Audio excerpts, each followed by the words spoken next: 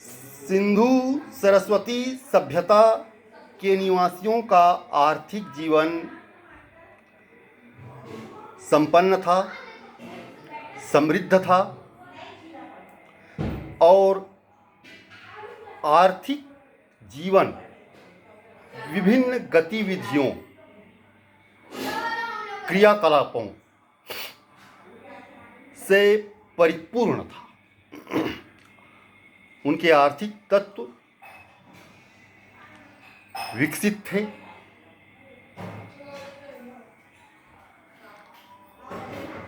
परिपूर्ण थे। अपनी समस्त निकाय, अपने दायरे में आने वाले समस्त तत्वों की जीवनावश्यक तत्वों की आपूर्ति करने में सक्षम थे। उनका आर्थिक जीवन कृषि पर आधारित था,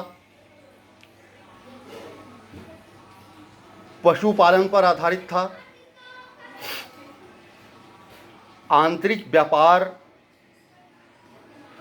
में भी वे संलग्न थे, साथ ही साथ बाह्य व्यापार में भी वे संलग्न थे।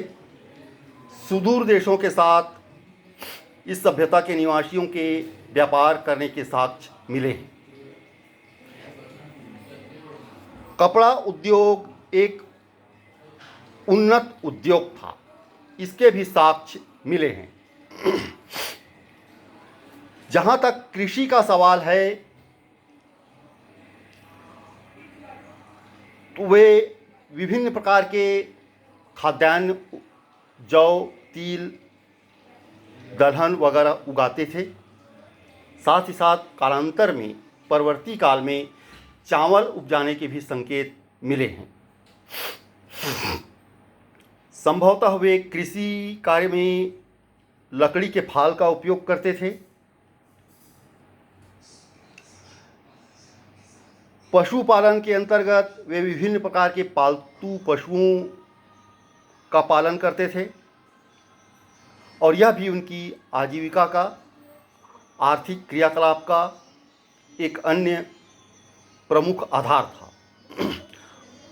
आंतरिक व्यापार वे बैलगाड़ी के माध्यम से किया करते थे, जबकि बाह्य व्यापार में जल परिवहन का प्रयोग किया जाता था। व्यापार में वे संभवतः वस्तु विनिमय को प्रमुखता देते थे, क्योंकि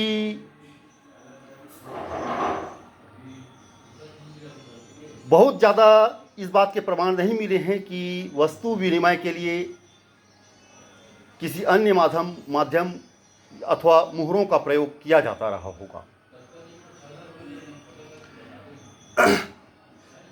कुछ स्थानों पर गोदीवाड़ा के साक्ष्य मिले हैं, यह भी उनके व्यापार का एक प्रमुख माध्यम रहा होगा। वे अनेक वस्तुओं का आयात भी किया करते थे, निर्यात भी किया करते थे। माप तौल की प्रणाली इस सभ्यता में प्रचलित थी और माप के लिए दशमलव प्रणाली का प्रयोग होता था। इस सभ्यता के निवासियों का आर्थिक जीवन प्रमुखतः कृषि आधारित, पशुपालन तथा व्यापार पर निर्भर था। हड़प्पा सभ्यता में उगाई जाने वाली 9 फसलों की अब तक पहचान हुई है।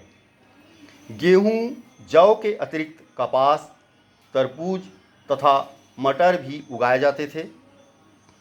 कपास को यूनानी लोग सिंडॉन कहते हैं, क्योंकि इसकी उपज की पहली जानकारी सिंधु सभ्यता से प्राप्त हुई है। खुदाई में प्राप्त कताई बुनाई के उपकरणों, तकली, सुई आदि से पता चलता है कि कपड़ा बुनना एक प्रमुख उद्योग था।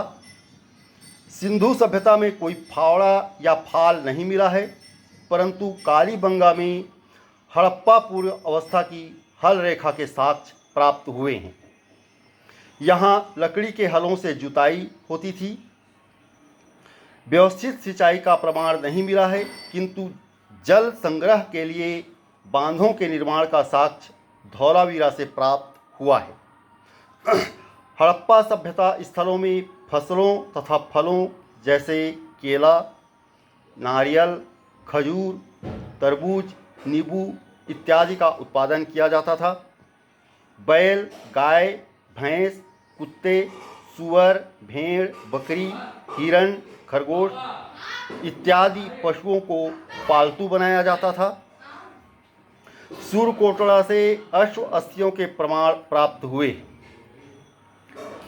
लोथल तथा रंगपुर से अश्व की मृण मूर्तियों के साक्ष्य भी मिले हैं, जिससे यह निष्कर्ष निकाला जाता है कि हड़प्पा सभ्यता के निवासी अश्व से परिचित थे। हाथी तथा गैंडों से भी इस सभ्यता के निवासियों का परिचय था। धातु कर्म की जानकारी हड़प्पा सभ्यता के लोगों को थी। तांबा तथा टीन के मिश्रण से कांस्य निर्माण की प्रविधि उन्हें ज्ञात थी। बंद ढलाई तथा लुप्त मोम प्रक्रिया द्वारा धातुओं से वस्तुएं बनाई जाती थीं। मुहरों पर चित्रित जहाज़ों के डिजाइन हैं।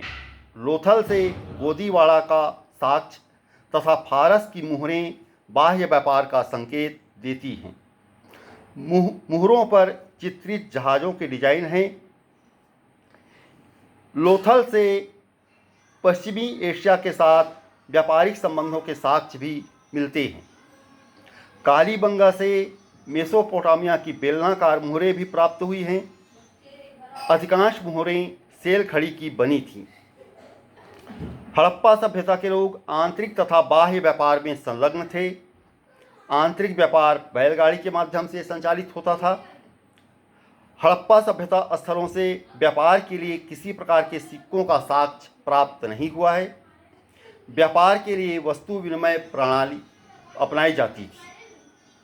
यह एक प्रमुख तथ्य है। वे सुदूर व्यापार अवश्य करते थे, लेकिन संभवतः ऐसा साक्ष्यों से प्रकट होता है कि व्यापार के लिए वस्तु विनिमय की प्रणाली अपनाई जाती थी। मेसोपोटामिया के साक्ष्यों में हड़प्पा स्थलों के लिए मेलुहा शब्द प्रयुक्त हुआ है। इन स्थलों का बाह्य व्यापार फारस की खाड़ी, मेसोपोटामिया, अफगानिस्तान तथा तुर्कमेनिस्तान से भी होता था। हड़प्पा स्थलों में आयात की जाने वाली वस्तुओं में सोना, तांबा, टीन, चांदी, लाजवर्दमणि, सीसा, सेलखड़ी इत्यादि प्रमुख हैं, जबकि निर्यात की जाने वाली वस्तुओं में गेहूं, जौ, मटर, तिलहन जैसे कृषि उत्पादों के साथ हाथी दांत निर्मित वस्तुएं, मनके इत्यादि शामिल थीं। माप तथा तौल की प्रणाली प्रचलित थी। माप के लिए दशमलव प्रणाली का प्रयोग होता था। लोथल से हाथी दांत का पैमाना प्राप्त हुआ है। तौल के लिए द्विधारी प्रणाली के साक्ष्य विभिन्न स्थलों से प्राप्त हुए हैं। तौल की इकाई 16 के अनुपात में थी। धातु से बने तराजू के पलड़े भी मिले हैं। बाट सामान्य रूप से चर्ट नामक पत्थर के बनाए जाते थे, जो घनाकार आकृति के थी।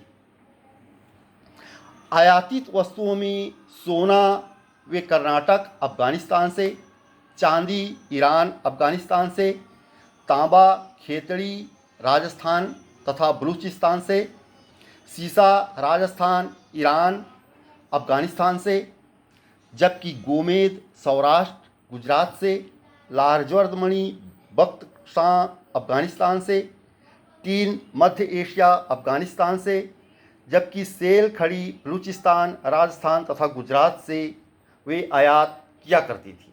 इस प्रकार सिंधु सरस्वती सभ्यता के निवासियों का आर्थिक जीवन अत्यंत ही विस्तृत था।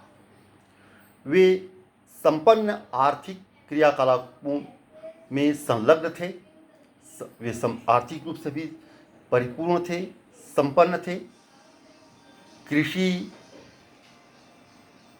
व्यापार,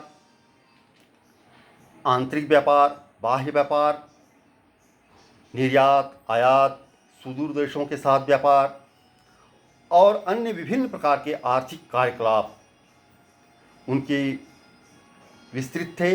वे संपन्न थे, अपेक्षाकृत अपने समय के हिसाब से वे विकसित थे और एक बहुत ही सुव्यवस्थित सुनियोजित आर्थिक सिस्टम था उनका, आर्थिक गतिविधि थी, आर्थिक क्रियाकलाप